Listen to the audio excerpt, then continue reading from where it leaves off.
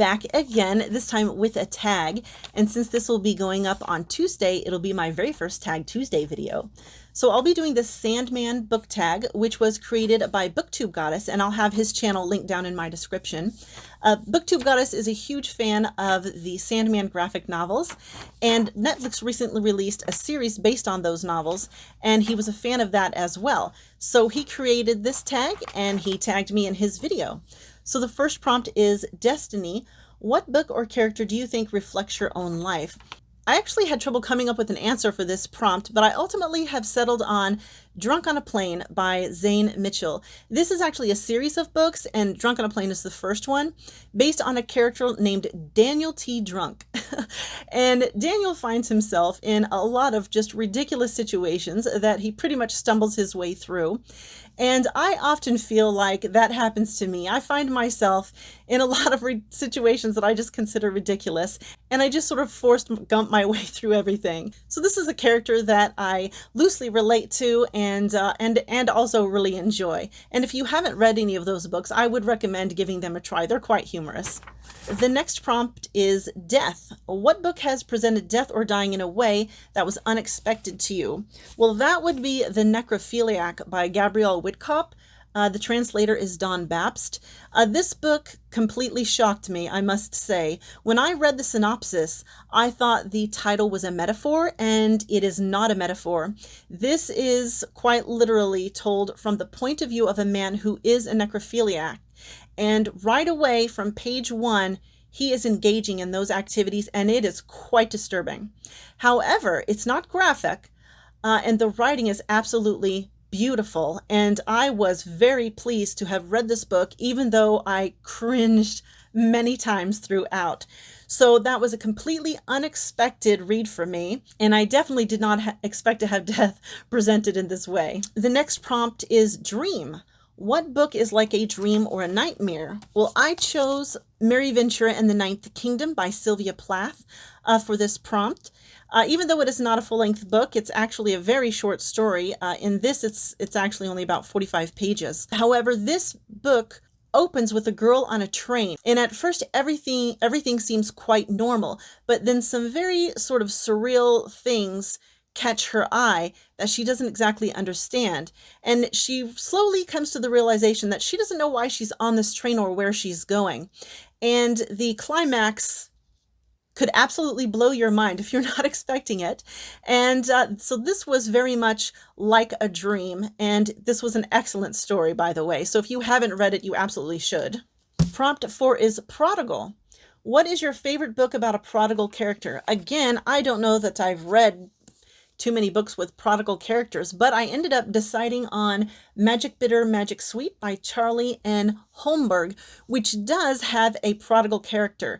I can't really tell you why the character is prodigal because it would spoil the ending of the book.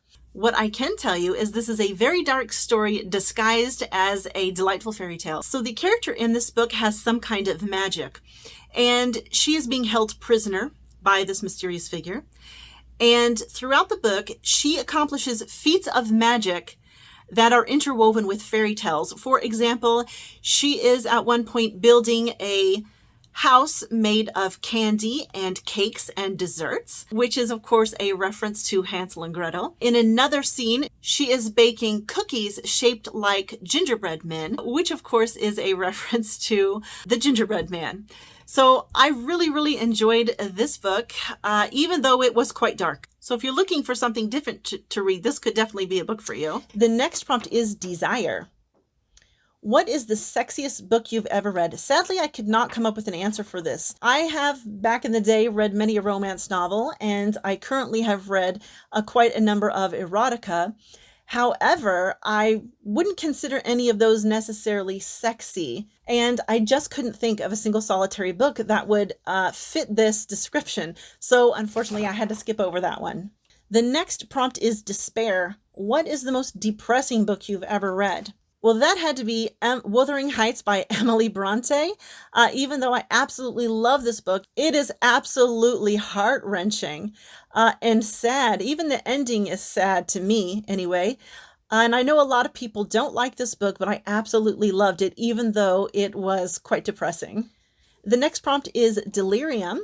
What is the most absurd or nonsensical book you've ever read? Now, I'm sure a lot of people will be answering Alice in Wonderland to this or Through the Looking Glass. I have not read those books.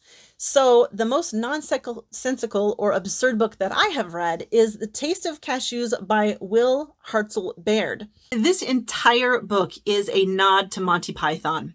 So if you are a Monty Python fan, you can imagine what kind of absurdity takes place in this book, from the politics to the currency, right down to the big conflict coming down on everybody's head. It is absurd from beginning to end, and it was thoroughly enjoyable. I have never laughed so much reading a book in my entire life. So this book is perfect to fill that prompt. There are a few people that I think I would like to tag in this one. I would like to tag Sean D. Standfast.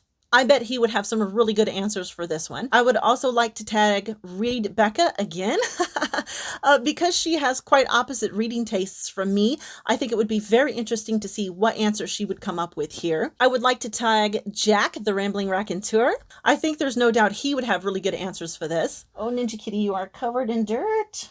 You're covered in dirt. What were you rolling in? Ninja has jumped up on my lap here and interrupted me. And finally, I would like to tag J. Scott Phillips. He is a brand new booktuber. His channel has only been up for a few weeks, but I'm already absolutely in love with his videos. So I suggest you go over and check out his channel. Yeah, and so that's it. I'll call that the end of the video.